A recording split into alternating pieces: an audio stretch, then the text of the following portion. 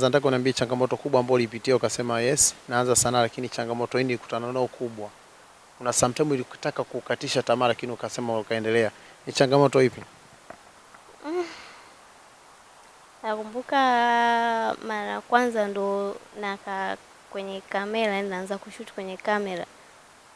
Nilikuwa nimerudia sana. Yaani nakumbuka hiyo siku nilitumia kama masaa 3. Sinio moja kurudia. Mwisho wa siku akaja director akasema haujui, bora uache. Hiyo sio kazi yako. Hapo ndo kama nilikata tamaa hivi. Kitu kimoja Pasali ambacho nahisi hujawahi kumwambia afu nataka umwambie. Nachotaka kumwambia kwamba cha kwanza nampenda sana. Cha pili namwombea kwa Mungu sana. Bana, nachokusii kitu kimoja tu, umesubscribe kupata kila kinachopostiwa. Mlinituma nami nimetumika na nimeitika kuja kumtafuta Kiduchu. Yuko wapi? Na leo Kiduchu ndo huyu hapa, nipo naye mbele yao. Nataka tuzungumze, tumfahamu Kiduchu ni nani, safari yake ya sanaa ilianzia wapi na mpaka hapa alipo. Mafanikio aliyopata kwenye sanaa ni yapi? Yote atatuambia hapa. Kila kitu tutamfahamu. Kiduchu, mambo? Poa. Mzima? Mzima. Mbona kinyonge mama? Amna. Kiduchu ndo jinsi ulivyo maisha yako, mpole hivi? Mimi ndo jinsi nilivyo. Unajua kukutana na watu wakakuonea kwa sababu ya unyonge wako? Hapana. Sijawahi kukutana na hivyo vitu. Mimi nataka nifahamu Kiduchu ni nani, jina lake halisi, kwa sababu mimi nakufahamu Kiduchu. Nataka nifahamu jina lako halisi ni nani? Mimi naitwa Mariam Omari Shabani na mzaliwa wa Iringa. Mtoto wa Iringa? Ndio. Kiduchu, wewe ni mtoto wangapi nyumbani? Mimi mtoto wa pili. Umekulia Iringa ama umekulia Dar? Mimi nimekulia Dodoma. Umekulia Dodoma? Dodoma ndo baba na mama walipojenga hapo. Tunataka ulipate safari sasa ya Kiduchu kutoka Dodoma hadi kufika Dar, kabla tuja kuona kwenye tamthilia sasa. Ilikuwaje safari kutoka Dodoma mpaka kufika Dar? Yaani ilikuwa tu kama mzaa. Nilikuwa na rafiki yangu mmoja akaniambia nije Dar kusalimia. Nikatoka nikaenda moja kwa moja mpaka Dar. Nilipofika nikafikia kwake, nikakaa. Baada ya kufika kuna connection niliomba. Nilipoomba huyo rafiki yangu akanipeleka moja kwa moja mpaka hapo nilipoomba. Baada ya hapo nikaanza kushuti. Nakumbuka mara kwanza nimeanza kushuti kwa Chesco, Mr. Bigibigi. Nikatoka hapo nikaja nikakutana na Chibu. Baada ya kukutana na Chibu ndio nikaja nikakutana na director Pasal. Lakini kabla ya hapo ulikuwa je kuigiza ama ulikuwa unapenda kuigiza? Watu wanataka kufahamu safari ya kuigiza. Kipindi kutoka Dodoma na kuja huko ulikuwa unapenda kuigiza ama ulikuwa ushaanza? Nilikuwa napenda ila sikuwahi kufanya sanaa. Ila nilikuwa natamani sana siku moja nije kufanya. Na nataka nijue ulifika, rafiki yako pia alikuwa anajihusisha na mambo ya sanaa ambayo alikupokea Dar? Hapana, yeye alikuwa anajihusisha na vitu vingine tu tofauti, kuposti clip hizi basi. Na ilikuwaje kwa mara ya kwanza ukasema ukakutana na Mr. Bigibigi? Kwanza tuanze hapo kwa Bigibigi kwa sababu ndo alikufungulia njia. Mlikutana naye vipi kwa mara ya kwanza? Kama nilivyosema mwanzo, ni rafiki yangu. Nilimwambia bwana mimi napenda kufanya sanaa. Akaniambia basi subiri, kuna sehemu na kutafutia. Rafiki yangu pia anaitwa Koku. Nadhani watakuwa wanamjua, anaitwa Koku. Ameshuti movie nyingi tu. Ndo akani direct paka kwa Chesco. Ndo nikafika hapo. Moja kwa moja tu nilifika kambini basi nikaanza kushuti.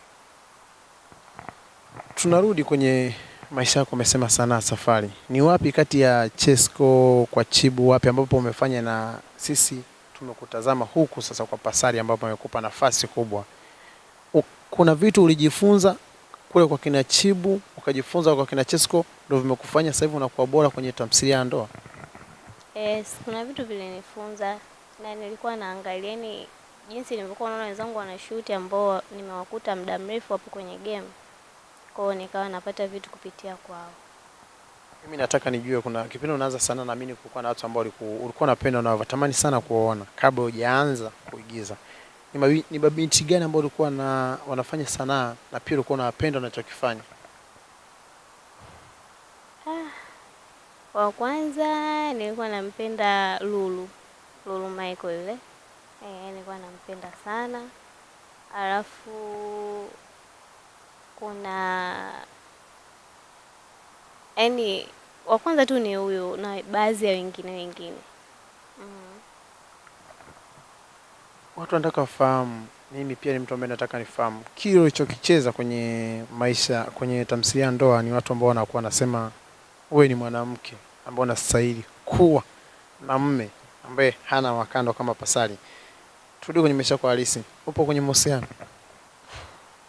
Hapana, sipo kwenye mahusiano kwa sasa. Hapo watu wanakuona mdogo sana. Hebu nitaka uniambie umri wako ni umri gani, kwa sababu mimi nikikuona mtoto anakuambia kitoto cha 2000. Una umri gani kwanza? Mimi na umri wa miaka 23. Miaka 23. Ndio. Lakini mwili wako unagawanyika kwenye utoto, kwenye utu uzima. Unagawanyika. Hivi sasa unafurahia ukiitwa kiduchu? Nafurahia, japo wakati naanza kushuti Ndoa nilikutana na hiyo changamoto. Nakumbuka siku hiyo tunaanza kabisa scene ya kwanza. Pasali akaniuliza, "Unatumia jina gani?" Nikasema natumia kiduchu. "Hapana, usitumie hilo jina." "Jina gani hilo?" Nikamwambia ili mimi nalipenda kwa sababu kuna movie nilishuti ya Dada wa Kazi kwa Achibu, nilitumia hilo jina. Kwa hiyo nikajikuta tu nalipenda na hilo jina nilipewaga na Chesco. Kwa hiyo nikamwambia director, mimi napenda tu tutumie hili. Hakupinga, akakubali. Mwisho wa siku ndo kama hivi. Chesco Mr. Big ndo alikupa jina la kiduchu? Ndio. Ushakukaa ukajiuliza nini maana ya kiduchu? Nakumbuka wakati napewa hilo jina kwa sababu mimi kambi nzima mimi ndo nilikuwa mdogo. Kambi nzima mimi ndo nilikuwa naonekana mdogo. Kwa hiyo wakanipa hilo jina la kiduchu. Ni kidogo? Kiduchu ni kitu kidogo kidogo hivi. Kwa hiyo sasa kiduchu kama limekaa tu? Limekaa tu. Hata nyumbani pia sasa hivi tena wamenisahau, hawaniiti hilo. Wananiita kiduchu. Mama yako anakuita kiduchu? Kama hapa sasa hivi nimetoka kuongea naye, "Wewe kiduchu, umeamka, umeshakunywa chai?" Hivyo yani. Inaonekana unadeka sana. Hapana, mimi sideki, ila tu kwa mtu akiniangalia hivi anaweza kasema nadeka, ila hapana, mimi sideki. Kabisa. Hapana. Unaona kama kiduchu yani ni mtu ambaye anadeka? Na labda huu mwili tu unawadanganya na the way ninavyoongea. Unaweza kusema nadeka, ila kudeka hapana. Tunataka sisi hatumfahamu Pasali, wewe ni mtu ambaye unamfahamu, unafanya naye kazi. Pasali ni mtu aina gani, labda mkiwa nje ya kamera sasa ni mtu wa design gani? Kwa nje ya kamera, cha kwanza anapenda akitoa kazi yake ifanyiwe kwa wakati sahihi na ifanywe kwa ubora. Yaani ni mtu ambaye kwenye kazi yuko serious sana. Na kwenye wakati wa matani mtataniana hivyo. Nafasi uliopewa na Pasali kwenye tamthilia Ndoa ni nafasi ambayo ulikuwa unatarajia siku moja utaipata na kuonesha watu ulichonacho, kwa sababu sasa hivi unakuwa na namba nyingi sana TikTok, watu wanakufuatilia sana wakitaka kumuona kiduchu. Imekuwa ni habari ya mjini. Pasali amekupa nafasi kwenye tamthilia Ndoa na na sisi tumekupokea, watazamaji wamekupokea. Ulitarajia hapo siku moja utapata nafasi kama yule uipata na kuwa star na kujulikana? Sikutegemea kama kwa wakati ule, nilitegemea ni huko mbele sana, yani kwamba nitahaso sana. Ila nashukuru Mungu, wanasema kama bahati ya mtu ipo tu. Ndio unachomshukuru Mungu hicho. Nikapewa hivyo basi nikafanya. Kipindi unaanza sanaa, familia ilikuchukuliaje? Kwa sababu watu wanaamini kwa sanaa ina uuni mwingi. Wazazi walilipokeaje ulipoambia yes mimi sasa hivi naigiza? Wazazi walilipokeaje? Kwa mara ya kwanza ilikuwa ngumu sana. Maana kati naaga mama alikuwa amegoma kabisa, yani niliondoka hivyo hivyo. Alikuwa amekataa, baba, mama pia wote walikuwa wamekataa. lakini mwisho wa siku kazi ilivyokuwa inapokelewa kwa ukubwa zaidi, wakajua kwamba kumbe mwanetu anafanya kitu sahihi. Kwa hiyo mwisho wa siku wakanipa baraka zao zote, basi ndo kama hivi nafanya kazi. Una kipi ambacho unaweza kuambia wazazi ambao wana mabinti na pia hawataki wazazi wao wa mabinti zao wajihusishe na sanaa kwa kile kilichojengeka huko miaka nyuma, kwa mimi sanaa ni uni? Una kipi kwa wazazi wa design hiyo ambao wanazuia mabinti zao? Kwa sababu leo mama yako alikuzuia, lakini wewe kaamini unachokifanya. Neno kwa wazazi ambao wanazuia mabinti zao kuonesha talent walizonazo. Ambacho napenda kuambia wazazi wa design hiyo, yani waachie watoto wao wafanye kitu ambacho wanapenda, mradi kiwe kitu sahihi na chenye maadili. Watu wanasema kwenye tamthilia ndio umefanya mitego mingi sana. Kumtega Pasali, Pasali na amegoma kutegeka. Watu wanakuwa wanakuchukulia wanaume na udhaifu, wanasema yes, mimi ningempata mtu kama yule nisingemwacha. Hivi kipindi unapewa zile sini kucheza zile, ukuona unapata ugumu wote kwa sababu Pasali ni kaka yako kiumri na kia ni mtu ambaye ana status ya maisha yake tofauti. Ukuchukulia ugumu kucheza sini kama zile? Siku ya kwanza moyo ulikuwa unaenda mbio. Nakumbuka kama nilirudia kama mara 3 hivi. Kama sio mara 3 mara 4 hivi. Yaani moyo ulikuwa unaenda mbio, mwili wote unaisha nguvu kwa sababu ni mtu ambaye nilikuwa namheshimu na nimemzoea tu kama kaka. Kwa hiyo iliniwia vigumu, lakini mwisho wa siku alinipa moyo kwamba fanya hivi. Mwisho wa siku nikaweza nikafanya. Kuna sini gani ambayo umeicheza ambayo ilikupa ugumu? Yaani kama rudiwa zaidi ya mara 3 mara 4, yaani kila ukirudia unafeli kwenye tamthilia ya ndoa. Nataka utuambie ni sini ya design gani? Ya kwanza ni ile ya kitandani. Nilikuwa nakumbuka nimejifunga mtandio mwekundu. Ilikuwa ngumu ile. Ni sini ambayo ilikuwa kwako ni ngumu sana? Hiyo sini ilikuwa ngumu sana kwa sababu yani sikutegemea kama nitapewa sini ya design ile. Ndio. Sini za romantic zinakusumbua sana? Ndio, zinasumbua. Kwa sababu nimeona kuna sini yako umecheza na Bika. Huyu pale Bika huyu anaongea kwa unyonge, bibi anakuja anajaa. Usifanye, nataka afanye mke, sijui nini.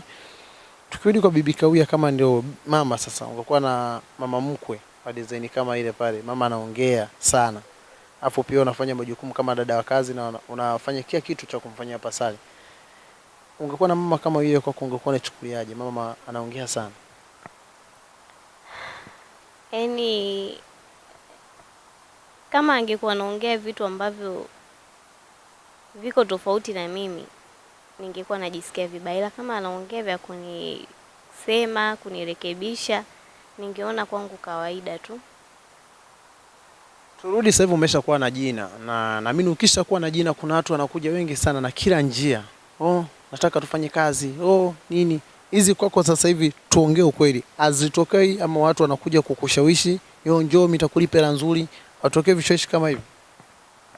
Vishawishi kama hivyo viko vingi.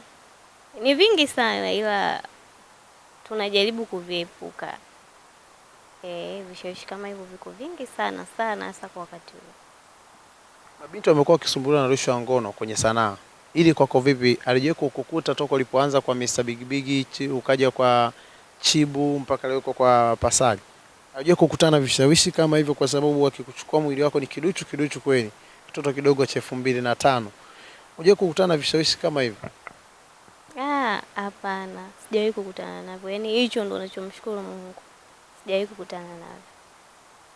Kipindi unaanza, nataka uniambie changamoto kubwa ambayo ulipitia ukasema yes, naanza sana, lakini changamoto hii nilikutana nayo kubwa. Kuna sometimes ulikutaka kukatisha tamaa lakini ukasema ukaendelea. Ni changamoto ipi?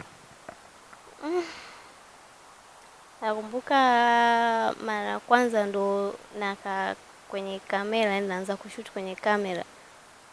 Nilikuwa nimerudia sana. Yaani nakumbuka hiyo siku nilitumia kama masaa 3. Sinio moja kurudia. Mwisho wa siku akaja director akasema haujui, bora uache, hiyo sio kazi yako. Hapo ndo kama nilikata tamaa hivi, lakini baadaye nikaja nikakaa sawa, nikashuti basi maisha mengine yakaendelea. Ile neno lilikuumiza sana, lile hujui na sio kazi yako. Iliniumiza sana. Mpaka leo unaishi nalo kwenye kichwa chako.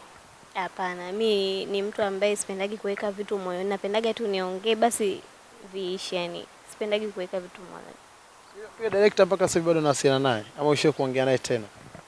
Hapana, toka nilipotoka kule sijawahi kuongea naye tena. Ila na imani kazi anaiona. Na imani kazi anaiona sasa hivi. Aliyekukatisha tamaa? Ndo kama vile kanisogeza mbele zaidi. Nataka niambie kipi ambacho huwa unafurahi kabisa ukiwa location una shoot. Yaani nasema yes, mimi nafurahi nikifanya hiki ama scene ipi na hii nikicheza na nafurahi kabisa kwa sababu changamoto umetuambia ile neno hujui sio kazi yako lilikujenga. Furaha ni ipi ukiwa location una shoot? Mimi ni mtu ambaye kama hivyo ukiniweka kwenye romantic nitakaa, tukija kwenye huzuni kama hiyo Love and Tears pia nimefiti. Yeah. Umetia huruma kaka sijala. Yani kote nakaa. Huku maisha mazuri, kule wewe na Pasali wote maisha magumu. Lakini Pasali kwenye tamthilia zake anazozicheza, hujawahi kukuinoti kitu kwa nini anaumizwa sana na mahusiano? Kule analilia mwanamke mcharuko, pia huku mwanamke naye mcharuko kwenye tamthilia hii nyingine. Hujawahi kuimagine kuna kwa nini anapenda kutengeneza story kama hizi? Alafu zinataka zinawagonganisha wote wawili. Kwa upande mwingine naweza nikasema ni kwamba ni vitu ambavyo vipo vinatokea, kama unakuta watu wetu wa karibu. Kwa hiyo unakuta na yeye akiona hivyo basi anakaa chini anatunga story. Hujawahi kutamani kuwa na mwanaume kama Pasali kwenye maisha yako halisia? Kwenye maisha halisia napenda itokee hivyo. Pasali unampenda? Napenda kama kaka yangu. Au mpendi kabisa? Nampenda kama kaka yangu ila kwenye mahusiano hapana. Yaani ni kaka, ni mtu ambaye tunaheshimiana sana. Pasali hajaoa? Hapana. Inaweza katokea akasema basi tusogeze tu familia karibu, ana kiduchu, yani kwa sababu ni kidogo kidogo, ana kidogo kidogo. Hapana bwana, ni kaka yangu tunaheshimiana sana. Mapokezi sasa hivi ya ndoa imekuwa ni tamthilia ambayo ni kubwa, ni nzuri, watu wanaifuatilia na ni comment ni nyingi. Ni comment zipi ambazo wewe unapenda kuzisoma kwenye zikipostiwa kwenye YouTube unaziona kwa unasema yes, comment hizi zinanifurahisha? Ama ni comment ipi ambayo unaikumbuka ilikomentiwa Afrika kufurahisha? Hapo kukumbuka nitakuwa muongo kwa sababu comment ni nyingi sana. Ila napenda tu pale mtu ambapo anasema bwana hapa fanyeni hiki au hapa punguzeni hiki. Yaani kiufupi yani maoni ya watu. Shemeji yako katupa kamba umeruka vipi? Au uwezi kuelewa shemeji anakutaka kwa sababu Pasali kashindwa kuzuia vikao? Yaani kuona mpenda Pasali? Mimi nampenda Pasali tu. Ndio unampenda? Huyo ndo nampenda, huyo mwingine. Shemeji yako mpenda? Yule anaonekana na mambo mengi. Kitoto cha 2000. Mimi nataka uambie kitu kimoja mashabiki ambao wanakutazama sasa hivi kwenye Gamba TV na ambacho unaweza kuambia kwa sababu ndo tamthilia kwanza bado nyeupe. Ni vitu gani wavitarajia kwenye tamthilia ya ndoa? Mimi ninachopenda kuambia waendelee kufuatilia, vitu vinavyofuata ni vingi mno. Yaani ni vingi mno vinavyokuja. Kwa hiyo waendelee kufuatilia. Nataka umwambie kitu kimoja Pasali ambacho unahisi hujawahi kumwambia afu nataka umwambie. Nachotaka kumwambia kwamba cha kwanza nampenda sana. Cha pili namwombea kwa Mungu sana. Aendelee kufanya juhudi katika kazi, aendelee kutunga story nzuri zaidi ya hizi. Mungu amfungulie kila sehemu. Nataka umwambie neno moja director wako yule ambaye alikwambia hujui na hii sio kazi yako. Mwambie hapa kipi ambacho unaweza kumwambia? Mimi nachoweza kumwambia. Nachotaka kumwambia aendelee tu kufuatilia na najua ananiona, aendelee kufuatilia tu. Hujui na sio kazi yako. Sijui na sio kazi yangu ila aendelee kufuatilia. Bana, nilikuwa nazungumza na Kiduchu. Changamoto neno analolikumbuka alishe kuambiwa ujui na sio kazi yako, ndo anachokikumbuka tu, na amemwambia aendelee kuangalia tamthilia ya ndoa, ataangalia anachokifanya. Usisahau kusubscribe, kulike na kucomment. Asante.